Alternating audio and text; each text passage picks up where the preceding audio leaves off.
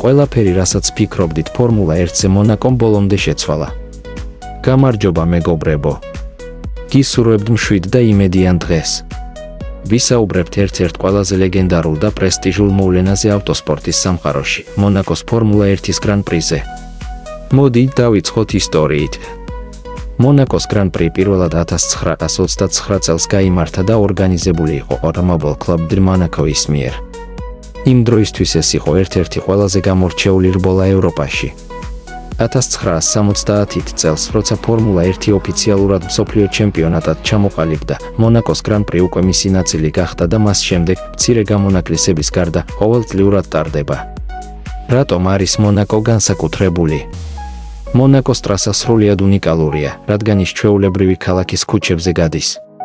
ვიწრო გზები, მკვეთრი მოსახვეები და ძალიან მცირე სივრცე შეცდომისთვის ამ რბოლას ერთ-ერთ ყველაზე რთულად აქცევს.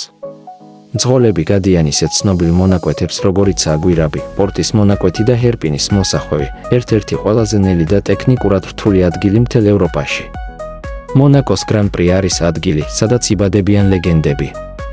აქ გამარჯვება იმდენად პრესტიჟულია, რომ ხშირად მსოფლიო ჩემპიონობის სტოლფასადაც კი მიიჩნევა. ამ ტრასაზე გამარჯვება განსაკუთრებულად დაუკავშირდა ისეთ დიდ სახელებს, როგორებიც იყვნენ Ayrton Senna, Michael Schumacher და Lewis Hamilton, მძღოლები, რომლებმაც მონაკოში თავიანთი ოსტატობა სრულად წარმოაჩინეს. ვინ დგას ამ ღონისძიების უკან? მონაკოს გრან-პრი არ არის მხოლოდ სპორტული შეჯიბრი, ეს არის მსოფლიო დონის ელიტური მოვლენა. მთავარი ორგანიზატორია Automobile Club de Monaco. წესებს და უსაფრთხოებას აკონტროლებს FIA. კომერციულ მხარეს მართავს Formula 1 Group. აქტიურად არის ჩართული მონაკოს სამეფო ოჯახი, განსაკუთრებით პრინც ალბერტ E. ასევე მონაწილეობენ მსოფლიოში ყველაზე ძლიერი გუნდები. Ferrari, Mercedes-Benz, Red Bull Racing. მონაკოს გრან-პრი ერთ-ერთი ყველაზე ძვირადღირებული და მასშტაბური ღონისძიებაა. ორგანიზების ხარჯი დაახლოებით 40-დან 60 მილიონ ევროს აღწევს. ეკონომიკური გავლენა ასობით მილიონ ევროს შეადგენს. ბილეთები შეიძლება რამდენიმე ასეულიდან 1000 ევრომდე ღირდეს. ადგილზე მთელი კვირის განმავლობაში დაახლოებით 200,000 ადამიანი ესწრება.